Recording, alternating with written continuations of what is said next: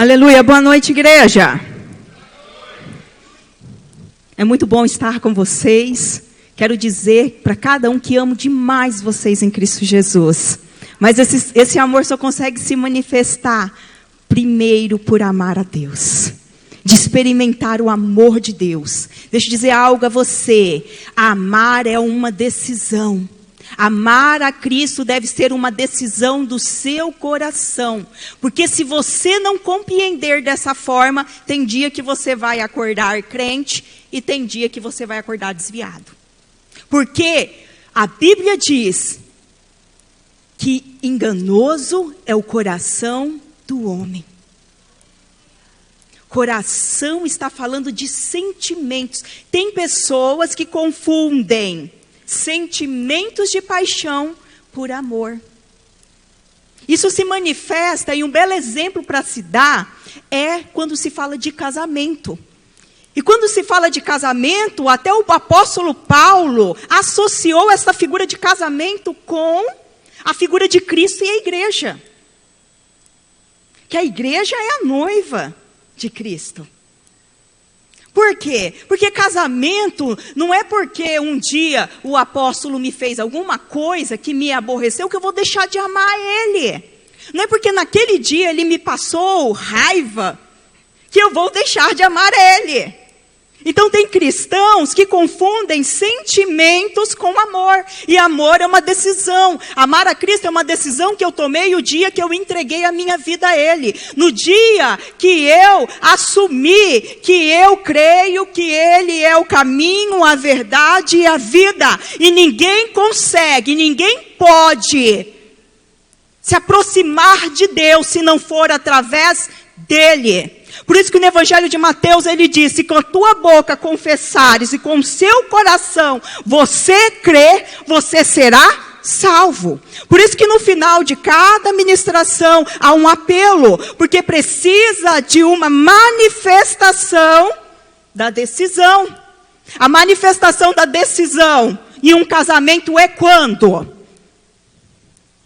Quando os dois estabelecem votos matrimoniais diante da igreja e diante de um ministro. É manifestar publicamente o elo, ou a ligação, ou a unicidade, ou se tornarem uma só carne, como descreve a Bíblia, e falando socialmente, estabelece-se o casamento através da manifestação pública da decisão. Por isso que quando nós decidimos por Cristo em fazer dele o nosso caminho, de fazer dele a nossa verdade para andarmos nessa terra e vivermos dentro dela, tem que ser uma manifestação pública. Senhor Jesus, eu te recebo como único e suficiente Salvador da minha vida. Eu reconheço que eu sou um pecador e que eu preciso do perdão dos meus pecados. É uma decisão. E quando eu decido amar também. E diga comigo esta noite: amor é renúncia. Quantos casados nós temos aqui? Levanta a mão aí. É ou não é? Quando eu casei com o apóstolo, eu dormia com a luz acesa. Porque fomos criados, éramos em 4 irmãos. Fomos criados muito mais com a minha mãe do que com o meu pai junto. Porque meu pai era viajante. Então meu pai aparecia cada uma vez no mês, passava 3 dias em casa, porque nós morávamos no Paraná e ele fazia o Mato Grosso. Ele era vendedor aqui no Mato Grosso, de materiais para construção. Então eu cresci, meus irmãos cresceram vendo pouco meu pai. E por causa da falta da figura, da proteção que o apóstolo acabou de mencionar, mesmo nesse período nós não tínhamos a compreensão da figura do homem da casa. Mas, pela falta do meu pai, era gerado um ambiente de insegurança. Como que isso acontecia? Minha mãe pegava nós 4, colocava tudo no quarto dela, era colchão, gente, para tudo que era lado. E aí, a gente tinha tanto receio, mesmo morando numa pequena cidade no Paraná, ela tinha tanto receio, cuidado com a gente, que ela pegava uma caneca de louça, de chope, que tinha, bem grandona, eu acho que era de 1 litro mais ou menos, eu me lembro muito bem disso, e ela colocava debaixo da cama para a gente fazer xixi à noite, para nem sair do quarto, nem correr o risco de correr algum risco saindo do próprio quarto. Então era uma insegurança e nós dormíamos com a luz acesa, um olhando para o outro. Tanto medo. E aí quando eu me casei, eu dormia com a luz acesa, ele dormia com a luz. Então quando a luz estava apagada, um de nós dois dormíamos. Quando a luz estava acesa, um de nós dois dormíamos, mas nunca conseguíamos dormir juntos. Ou seja, os dois ao mesmo tempo. Então era um dia da luz acesa, um dia da luz apagada, um dia da luz acesa, um dia da luz apagada, até que um teve que renunciar. Amor, eu abro mão disso por amar a você. Aí a luz ficou, como? Apagada. Vocês conhecem o apóstolo, né? Luz ficou apagada. Eu abri mão. Olha só, como mulher é um bicho bem abençoado, né? Uma criatura de Deus única, especial. Mas no casamento a renúncia não acontece só por um lado, acontece por ambos para dar certo. Mas não vou entrar nisso. Eu vou entrar sobre amor. Amor é uma decisão. Então, quando eu confesso a Cristo, precisa existir uma mudança de vida.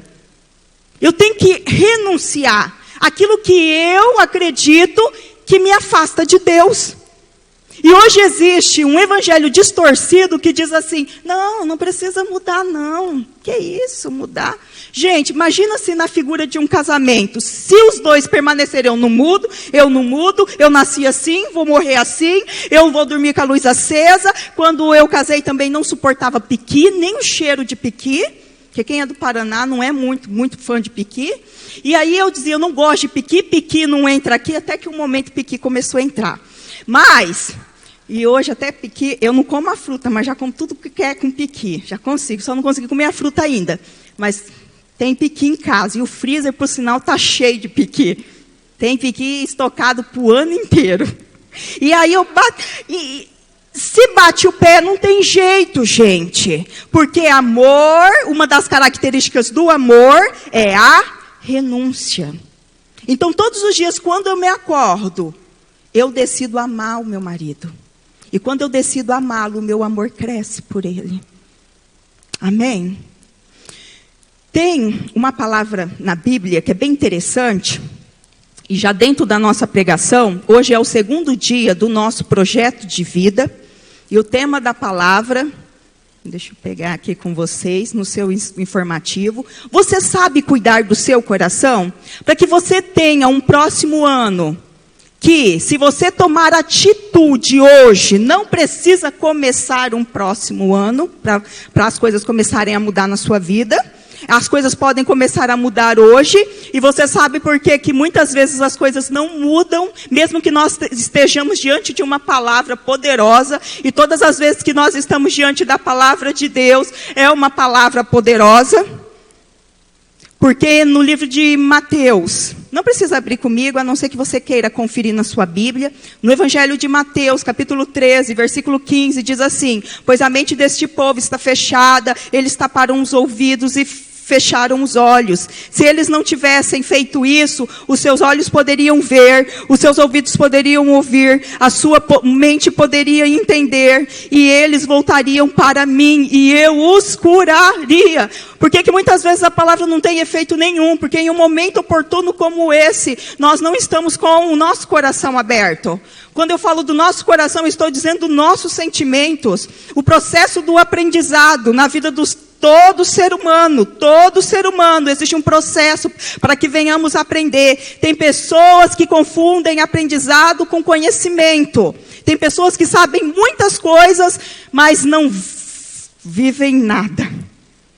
Conhecimento, aprendizado o aprendizado, ele precisa passar na sua área, na sua mente, é conhecimento cognitivo. Depois você precisa, o outro processo ele vinha aqui, em outra área que é o afetivo emocional, e depois ir para a área psicomotora. Resumindo, primeiro você conhece, primeiro você aprende, primeiro entra na sua mente através dos ouvidos ou dos olhos, depois tem que ir para o seu coração, e coração é sentimentos, tudo que você ouve gera algum tipo de sentimento dentro de você.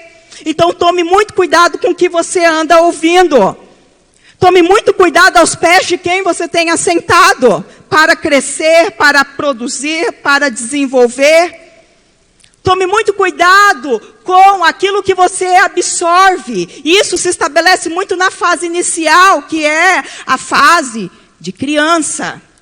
Tudo que criança ela ouve, ela vai criando um modelo dentro da sua mente, dentro do seu coração, e desenvolvendo sentimentos, bons ou ruins. Crianças que crescem em lares conturbados, vendo seus pais brigarem todos os dias, elas crescem-se crianças inseguras, crianças cheias de ira dentro do coração, cheias de revolta, onde nós temos visto isso sendo despejado de que forma na sociedade? Um monte de pessoas dependentes químicas, seja através das drogas ou do álcool. Quando você vai ver atrás desta pessoa que depende, que é viciado em algum tipo de bebida ou droga, você vai ver um ser humano inseguro, um ser humano que tem o seu coração com um grande vazio em alguma área da sua vida. Por que você acha que uma pessoa bebe demais? É porque ela acha bonito? Não, porque ela está tentando esquecer algo que está dentro dela. Por isso que cuidar do coração é importante. Por isso você ter a compreensão de como está o seu coração é decisivo para a sua vida. E quem fala isso não sou eu, é a palavra de Deus. Sabe na onde? Lá no livro de Provérbios, capítulo 4, versículo 23, diz assim: sobre tudo que se deve guardar, faz o quê? Guarda o quê? Guarda o teu coração, guarda os teus sentimentos, guarda os teus pensamentos, porque deles procedem as saídas da vida. O seu coração determina a sua vida. Se você vai ter sucesso, se você é uma pessoa de sucesso, ou você quer se tornar uma pessoa de sucesso, seja em que área for, você precisa cuidar do que você anda absorvendo. Sentimentos corretos, atitudes corretas. Você já viu pessoas que têm a síndrome da perseguição? Todo lugar que elas estão, elas acham que tem alguém perseguindo elas. Atitude negativa no coração. Ela absorveu informações e processou, e ela sente a todo momento que ela está sendo perseguida. Outras sentem que todos os momentos alguém está traindo ou vai trair ela. O coração do cristão salvo, do convertido, da pessoa que teme ao Senhor, é um banquete, deve de ser um banquete contínuo das coisas boas do Senhor. Em Provérbios, eu acho muito interessante esse texto que está aí no seu informativo. Provérbios 15, 13 diz assim: o coração alegre deixa o rosto mais bonito. O coração triste tira o ânimo e a disposição de enfrentar a vida. O coração alegre, eu vou repetir, isso é muito forte. O coração alegre deixa o rosto mais bonito. Você sabia que quem ri demais envelhece mais devagar? Está aí no seu informativo a explicação. Movimenta-se menos os músculos faciais. É uma pessoa cheia de paz. Porque o estresse, ele gera uma substância no nosso organismo que ativa o envelhecimento. Então, crente tem que aprender a rir mais.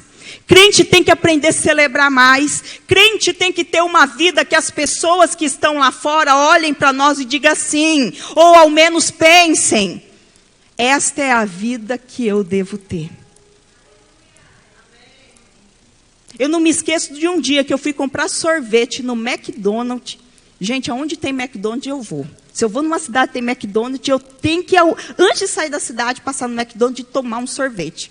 Eu amo sorvete do McDonald's. Graças a Deus que não tem em Rondonópolis. Porque senão eu ia estar perdida. E aí eu fui lá, peguei o sorvete, a atendente olhou para mim, eu não me esqueço. Sabe essas horas que você celebra dentro de você? Porque sem que você programe aquilo, mas isso é natural, isso parte de você. E você fala: poxa vida, esta é a vida que eu devo ter em Cristo Jesus. Foi com a declaração daquela atendente. Ela olhou para mim e disse assim: você é muito bonita, porque o seu rosto transmite uma paz. Então você nunca negue um sorriso para ninguém. Porque a distância mais curta entre duas pessoas é um sorriso. Você quer fazer um teste disso? Vira para a pessoa que está do seu lado, dê um sorriso para ela. O que vai acontecer? Ela vai fazer o quê? Gente, ela vai rir, o sorriso é contagiante.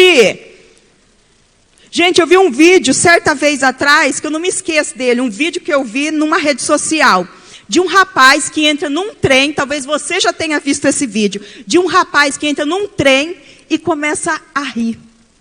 E ele começa a rir. E as pessoas de primeira instância começam a olhar para outra. O que está acontecendo? Mas com poucos minutos, o que começa a acontecer? Um começa a rir ali, o outro começa a rir. No final, está todo mundo rindo dentro do trem.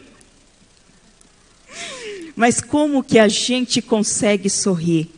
Com um coração cheio de Deus. Quando eu falo cheio de Deus, é cheio desta palavra. É uma mente cheia desta palavra. É um coração, porque tem um versículo que não sai da minha cabeça quando ele diz assim: a alegria do Senhor é a minha força. Quem já conhece esse versículo? Gente, esse versículo, quando eu estou triste, eu digo, peraí, tem alguma coisa errada. Eu acho que eu estou achando que eu estou com falha em Deus. E se eu tiver, eu tenho que me consertar. Então, uma pessoa que vive fora do propósito dela, ela sabe que ela foi chamada para servir a Deus. Ela cresceu dentro de uma igreja. Os avós, a avó ou a mãe ensinou a ela que tem que ir para a igreja, tem que servir a Deus. Quando eu falo ir para a igreja, ter uma vida com Deus, porque só vir para a igreja também não adianta. Então, a pessoa cresceu, aí ela pega e não vai mais à igreja. O que começa a acontecer com essa pessoa? Ela começa a ficar, mesmo que ela não perceba, triste por dentro. Que ela sabe que alguma coisa não está certa. Aí essa pessoa ela foi instruída que as farras não provêm de Deus e não levam a lugar nenhum. Aparentemente, mesmo que seja um momento de alegria, mas é uma alegria superficial. Você já viu alguma festa de casamento regada com muita bebida não terminar em briga e quebra-pau? Talvez você tenha visto, mas nas que eu fui, que não foram muitas, mas a que eu fui, sempre teve a história que no final, aquele tio que exagerou demais, aquele outro que foi convidado e não era para ter ido, enfim, começou a briga. Por quê? Se fosse tão bom, não ia terminar brigando, não ia terminar desonrando, não ia terminar incitando a ira em outra pessoa. Por quê? Porque é uma alegria. O carnaval é um momento de alegria para o brasileiro? Não é momento de alegria. O resultado do carnaval é muitos e muitos acidentes, muitas doenças sexualmente transmissíveis e muitas crianças geradas sem um planejamento. Então o mundo passa uma mensagem de uma alegria que não existe. Quando a alegria verdadeira está em nós, fazermos o quê? Aonde está a satisfação do ser humano? Está em Deus. A satisfação do ser humano é ele dormir todas as noites e saber, se amanhã eu não levantar, eu não vou levantar aqui nesta terra, mas eu vou estar eternamente com o Senhor. Diante de vírus, de pandemia, ele ter a certeza e a convicção, se chegar a minha hora, chegou o meu tempo, eu vou estar eternamente com o Senhor. É saber e ter uma forma de enxergar as coisas, é ter a realização no seu coração, que eu entendo porque eu estou aqui, quem eu sou e para onde eu estou indo, que são as 3 indagações feitas por todos aqueles que estão distante de Deus, e a resposta está em Deus. Quem você é? Para onde você está indo? Qual que é o meu propósito de vida nesta terra? Então, quando eu ando com Deus, poxa vida, Deus, estou fazendo, estou, sabe, me completando. É como aquele filho que obedece pai e mãe. Ele está satisfeito, ele sabe que aquilo que é certo ele está fazendo, e ele faz, e encontra a recompensa. E acima de tudo, alegria. Então, o crente tem que estar alegre. Mas existe uma coisinha chamada problema. Quem aqui tem problema? Gente, eu nunca vi um ser humano nessa terra sem problema. Mas existem 2 tipos de pessoas que enfrentam problemas: as que confiam e as que não confiam. Isso me faz lembrar de uma história de uma menina de 5 anos que ia passar as férias na casa do avô. E a mãe, muito distante que o avô morava, que os avós moravam, a mãe comprou uma passagem aérea, a filha 5 anos, ela achou mais seguro, a menina ia uma companhia aérea, né, acompanhada por aeromoça e tudo mais.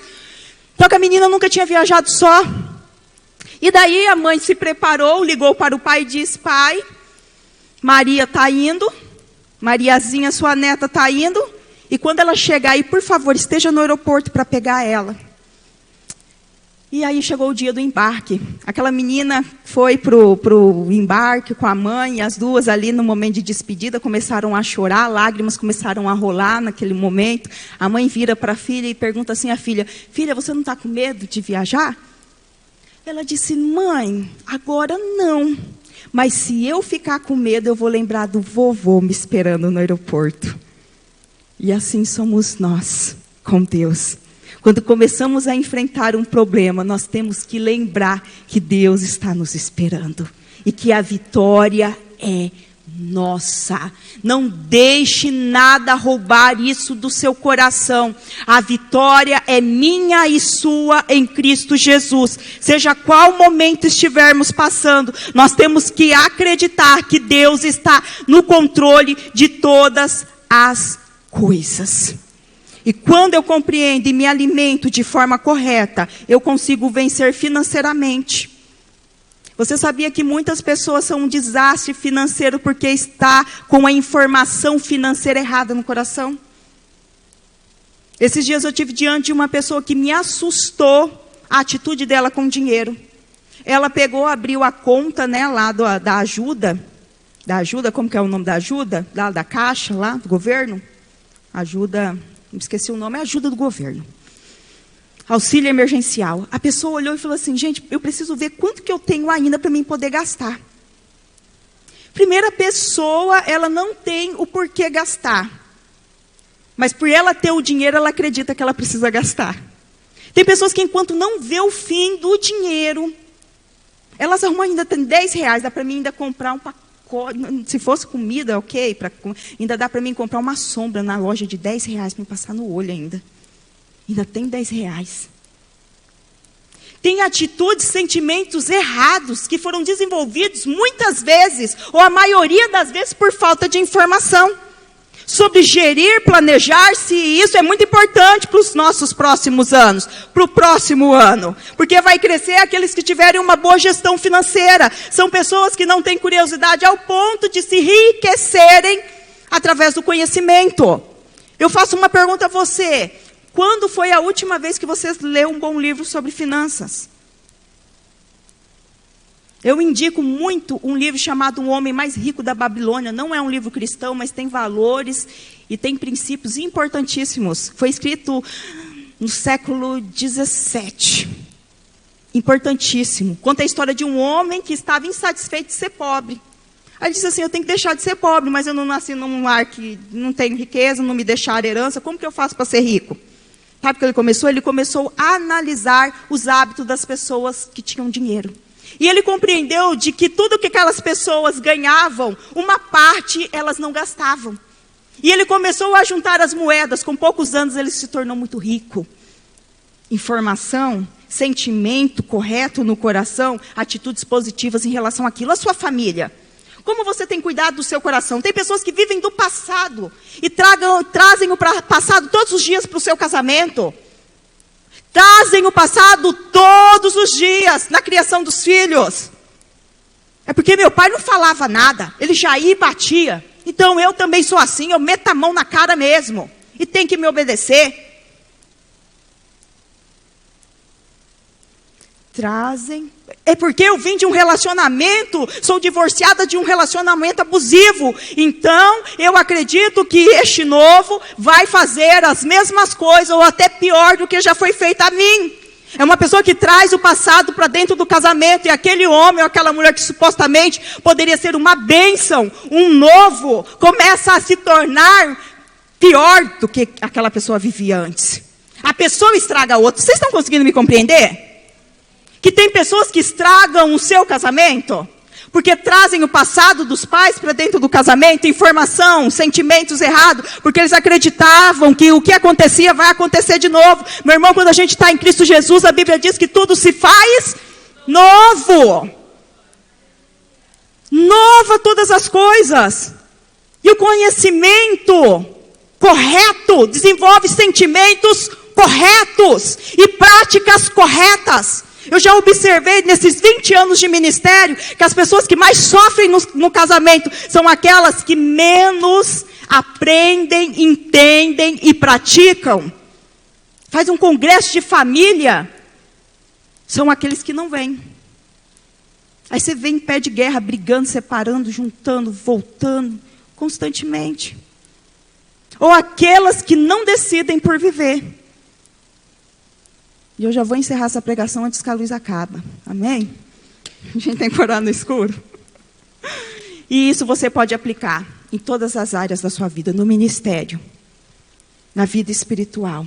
Tem pessoas que não conseguem orar porque elas foram criadas dizendo que Deus é um homem no céu bravo, que se elas não fizerem as coisas corretas, que vão ser castigadas. Então elas não conseguem ter afinidade em se aproximar com Deus. E eu pergunto a você esta noite, como está o seu coração neste exato momento? Seu coração pode estar bem em uma área, mas pode estar muito podre, fedido, estragado em outras. Os seus sentimentos. A manifestação do que está dentro de você é através da sua prática. Discurso não fala quem é você, mas a sua prática diz sobre você. Amém? Esta noite se coloque de pé em nome de Jesus.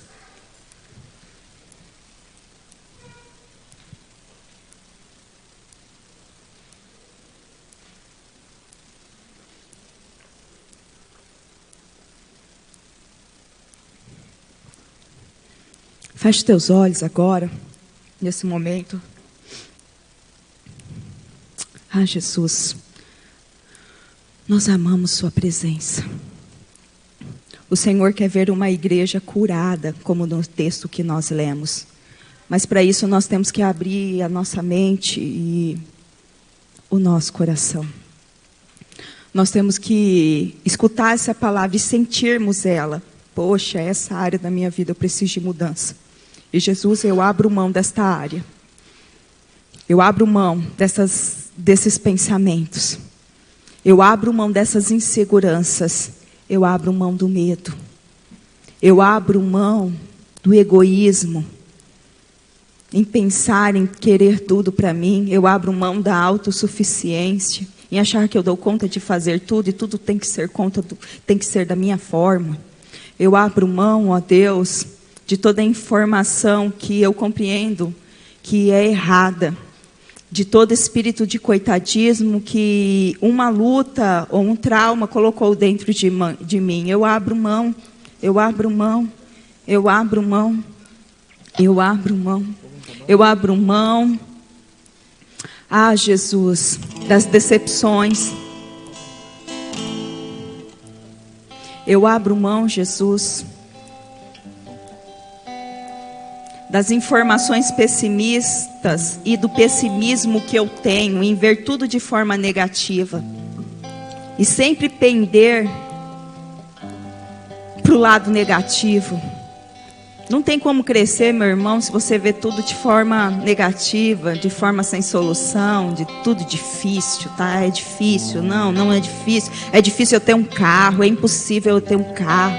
Por isso que Abacuque, o Senhor diz para o profeta, escreva a visão claramente. A visão do seu futuro é aquilo que você conserva dentro do seu coração. O que você está vendo? O que você está vendo para a sua família nos próximos dias e no próximo ano? O que você está vendo para as suas finanças? Não, eu não consigo. Você não vai conseguir. Essa é a notícia que eu tenho que te dar. Mas qual que é a visão que você tem? Qual que é o projeto? Se você não tem, você precisa entrar em Deus para Ele mostrar o que Ele tem para você. Porque alguma coisa Ele tem para você. E o que Ele tem é muito grande, porque a palavra dele diz que o que os seus olhos não viram ainda, os seus olhos ainda não viram, os seus ouvidos, a palavra ainda diz que você ainda não ouviu. São as coisas que Deus tem preparada para aqueles que o amam. Se você ainda não conseguiu ver, ouvir, você tem que entrar em Deus e dizer: Deus, porque é só Ele que é o caminho, meu irmão, nessa terra. Não existe outro caminho.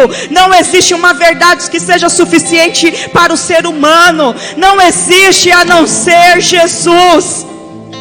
Viver sem Jesus é como ficar dando voltas no mesmo lugar, a um ponto que vai cansar e não vai chegar a lugar algum. Será que você está cansado da vida? Sabe que você está cansado em se ver no mesmo cenário, no mesmo cenário, no mesmo cenário, no mesmo cenário, e não ter progresso, não ter avanço, não ter crescimento?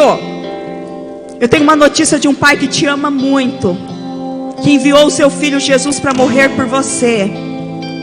O que ele tem para você são coisas extraordinárias, são coisas incríveis, são coisas que têm sido gerado antes mesmo de você nascer. Quando você estava lá no ventre da sua mãe, o Espírito Santo te visitou, porque no livro de Salmos ele diz isto, que ele teve comunhão ainda quando você não tinha forma.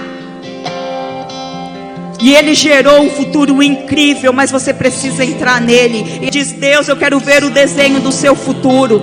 Deus, eu quero me esvaziar de tudo aquilo que me tira, que me arrasta, que me arranca, que me impede de viver o que o Senhor tem para mim, do que o Senhor projetou para minha família. Eu quero, e esta noite eu tomo uma decisão. É uma noite de decisão, e decisões decidem o nosso futuro. O que você decidir hoje vai ser estabelecido amanhã para você. Então decida esta noite: eu vou, nesse segundo dia de projeto de vida, entrar em Deus e deixar que Deus enche o meu coração e minha mente e mude os meus sentimentos, que foram deformados pelo pecado, que foram deformados por informações inúteis dentro de mim. A gente está tão cheio de lixo que a gente tem que fazer uma reciclagem, uma limpeza. Mas não é eu e nem você que faz isso, é o Espírito Santo. Ele é o que limpa o nosso interior. Então eu convido você esta noite a permitir-se ser visitado por Ele, a permitir-se que Ele entre, limpe agora, faça uma faxina dentro do seu coração, da sua mente, porque lugar ocupado com lixo não tem como vir um novo de Deus. Então, se está tudo entulhado de informação desnecessária, não tem como Deus colocar o novo dele, encher a sua mente com a boa, perfeita e agradável vontade dele.